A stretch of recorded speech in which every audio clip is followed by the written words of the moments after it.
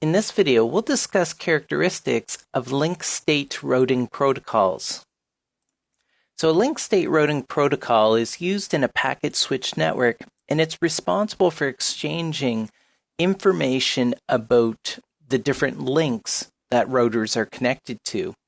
So this protocol, or this type of protocol, is responsible for updating the routing table like a distance vector routing protocol.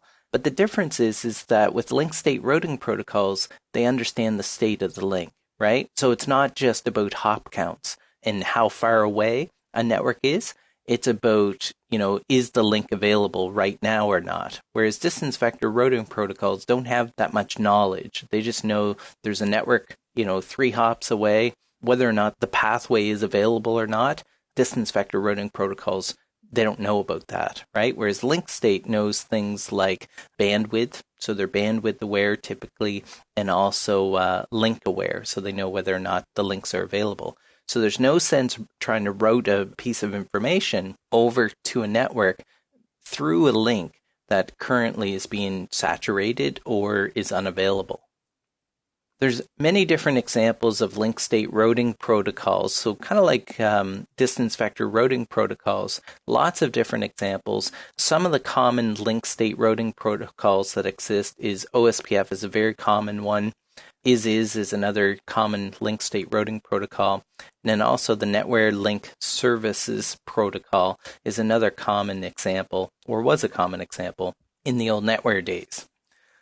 Characteristics of a link state routing protocol is it does do periodic updates. So kind of like a distance vector routing protocol, we said typically updates depending on the protocol. With distance vector, like RIP, it was every 30 seconds. So same kind of idea with link state routing protocols. There are periodic updates that are being sent out.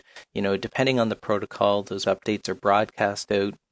The major change here with link state routing protocols is they don't just have a routing table. They do have a database that contains the topology of the network itself. So link state routing protocols are not just aware of neighboring routers, they're aware of all the routers on the network. So the topology of the network itself. That's a very key difference with link state routing protocols, because when it comes time to send the updates out, the topology table can be used to determine where do I send my updates? It's not just neighboring devices. And this is beneficial in the sense that it can reduce convergence time. Convergence time is how long it takes the whole network to be aware of a change. So with distance vector routing protocols, it could take a very long time for a single change to propagate across the network. And the reason being is each router can only talk to its neighboring routers, so other routers that it's connected to. So if you have a network infrastructure where you've got a router 5 hops away, right, it's going to take time for the updates to reach that.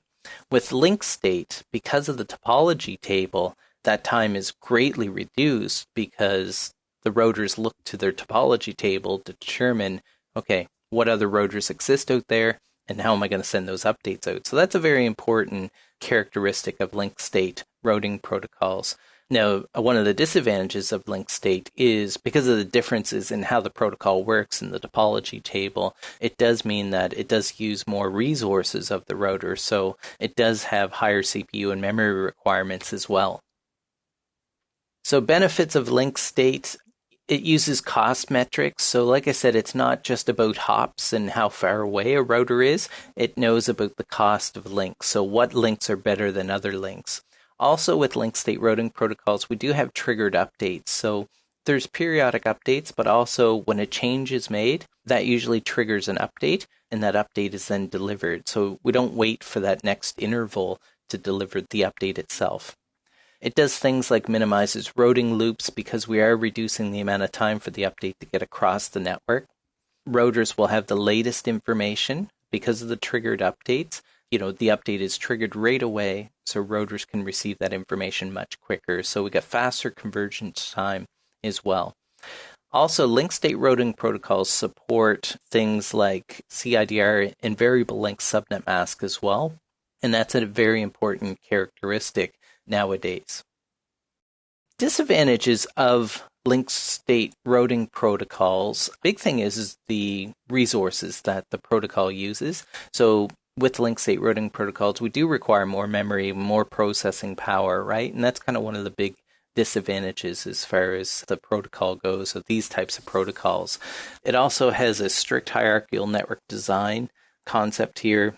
In-depth knowledge of the protocols is required because the protocols are much more involved. There's more characteristics. It means there's more configuration. So it does require a little bit more knowledge as far as the configuration of those protocols. Your distance vector routing protocols are fairly straightforward to load up. And then also there is a little bit of initial discovery that needs to be made. So there is a flooding of information or flooding of packets on the network so that the router can discover the topology of the network itself. So that's kind of in the initial phases, until the topology is known. There is a little bit more network traffic that's generated with link state routing protocols. So in this video, we discuss characteristics of link state routing protocols.